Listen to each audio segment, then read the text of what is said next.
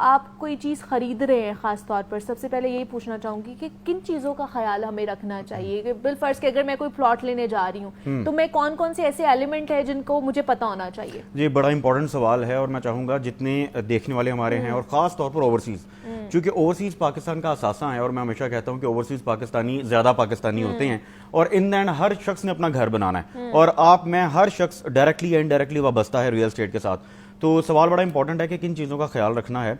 सबसे पहले तो आप देखें कि जो डेवलपर है, आप हाउसिंग स्कीम्स में यूजली हम इन्वेस्ट करते हैं तो कितने लेजिटिमेट हैं। आप उनको लीगली पहले जज करें, ऑब्जर्व करें। डिजिटल मीडिया का दौर है, अब तो पाकिस्तान से बाहर बैठ के भी आप वेरीफाई कर सकते हैं। आप उनकी फाइनेंशियल पोजीशन देखें, आप उनका डिलीवरी टाइम देखें, आप उनकी कमिटमेंट देखें मार्केट में जिस तरह के बिग गन्स हैं, बड़े डेवलपर्स हैं, आप उनके प्रीवियस प्रोजेक्ट्स जाकर देखेंगे और मैं जाती तौर पर समझता हूं कि सबसे बेहतरीन गवाही वहां के रेजिडेंट्स दे सकते हैं आपको, क्योंकि रेजिडेंट आपको बताएगा कि वहां पर क्राइम रेट क्या है, वहां पर मैनेजमेंट कैसी है, वहां पर किस तरह से प्लानिंग की गई है।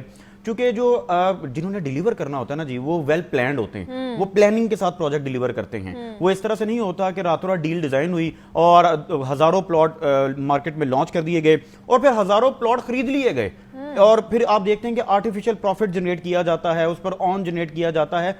ये मैं उनकी बात करूं जो ऑफ ग्राउंड डील्स होती हैं और उनका मौके पे कुछ नहीं होता, गेट भी नहीं बना हुआ होता। इस तरह के बेशुमार हम हाउसिंग स्कीम्स देखते हैं और फिर बाद में उन डेवलपर्स को भी हम ढूंढते हैं। अच्छा। वो पाकिस्तान में नहीं होते, ठीक है। इसी तरह और ये चंद एक जो मैं समझता हूं कि शायद मुझे अल्फाज इस्तेमाल कर लेने चाहिए कि वो चंद एक गंदी मछलियां हैं जिनकी वजह से हमारा ये पूरा रियल एस्टेट सेक्टर बदनाम हुआ और जो ओवरसीज है जिनकी इन्वेस्टमेंट पाकिस्तान में लोकल पाकिस्तानियों से ज्यादा होती है, वो परेशान हाल हुआ। और एक तो इस वक्त ट्रस्ट डेफिसिट है, ये इन्हीं वजूहात की बिना पर है। लिहाजा हमें समझना ये है कि अभी भी पाकिस्तान में ऐसे डेवलपर्स मौजूद हैं। अच्छा। जो डिलीवर कर रहे हैं। आप ऑन ग्राउंड जाकर रियलिटी देखें और बेहतरीन हल, जिस तरह मैंने आपको बताया कि आप ऑब्जर्व करें और मुतल्लिका इदारों से आप अप्रूव करवा सकते हैं। किन इदारों से हम, जैसे कि हम लाहौर की बात कर रहे हैं, लाहौर एलडीए से अप्रूवल मिलता है सोसाइटीज को, और फिर इवन वहां पर जब कमर्शियल प्रॉपर्टी को, हाई राइज प्रॉपर्टीज की हम बात करते हैं तो एलडीए से अप्रूवल के बगैर कंस्ट्रक्शन राइट मिल ही नहीं सकता। ठीक है, आप वहां से वेरीफाई करें। सही है।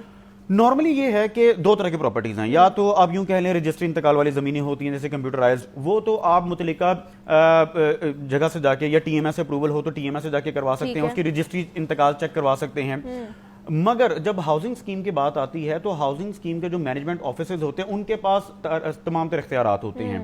अब वहां पर जाके जब ट्रांसफर आपने लेना है, देखें आप किसी प्राइवेट सेक्टर में किसी हाउसिंग स्कीम में प्लॉट लेते हैं तो उसकी जो ट्रांसफर आपको मैनेजमेंट ऑफिस से मिलनी, ठीक है, तो वो ट्रांसफर हो ही नहीं सकता जब तक कि प्लॉट आपका एक तो लीगली क्लियर ना हो। प्लॉट पर किसी किस्म के, अगर इवन मैं यूं कहूं कि उसके कुछ सरचार्जेस भी लगे हो ना, कोई फाइन भी हो, तब भी प्लॉट ट्रांसफर नहीं हो सकता।